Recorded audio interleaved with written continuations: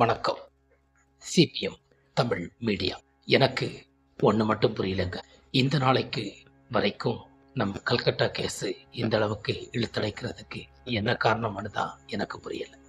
ஆனால் இந்த கேஸு எந்த அளவுக்கு எப்படி போக போகிறதுன்னு எனக்கு தெரியல. அந்த அளவுக்கு இந்த கேஸு நீண்டுகிட்டே இந்த கேஸுக்கு நீதி கிடைக்குமான்னு மக்களுக்கு நம்பிக்கை கொஞ்சம் கொஞ்சமாக இழக்க வேண்டிய சூழ்நிலைகள். ஆனாலும் தகுந்த முயற்சிகள் நடந்து கொண்டிருக்கு. மக்களே, நம்பிக்கையோடு இருங்கள். கல்கட்டா கேஸு நம் ஊடுபிறக்காத மருத்துவக் கல்லூரியின் மாணவி டாக்டர் அவர்கள் தன்னுடைய மரணத்துக்கு பதிலாக இந்த கேஸு நமக்கு நல்ல ஒரு நீதி நியாயம் வெயிட் பண்ணி பார்ப்போம்.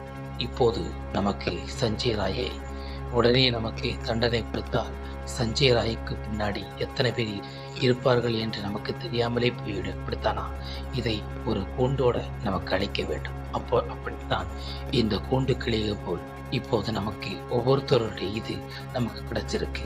அதனால இந்த விஷயத்துல நமக்கு கொஞ்சம் கூட பொறுமையை தான் காக்க வேண்டும். ஏன்னா இந்த கேஸு அந்த அளவுக்கு கொஞ்சம் இதாக போய்கொண்டிருக்கிறது. இந்த கேஸில் நமக்கு நிச்சயம் வெற்றி அடைவோம். இது சுப்ரீம் கோர்ட், ஹைகோர்ட், எல்லா கோர்ட்டுக்கும் இந்த கேஸு போய்கொண்டிருக்கிறது. இப்போது சந்தீப் போஸ் அங்கேயும் மனு கொடுத்திருக்கிறார் என்று சொல்கிறாங்க. இந்த அளவுக்கு நடந்த பிறகு இப்படி ஒருத்தருக்கு அங்கே மனு கொடுக்க யார் தாங்க அனுமதி கொடுத்தான்னா எனக்கு புரியாது. ஆனால் நிச்சயம் இந்த கேஸு ரொம்ப தீவிரமான விசாரணை நடக்கு. அதனால யாரும் மறுத்து தளர்த்துறாங்க. இந்த கேஸு நிச்சயம் நமக்கு நீதி கிடைக்கும். அது வரைக்கும் மக்கள் நம்பிக்கையோடு இருங்கள்.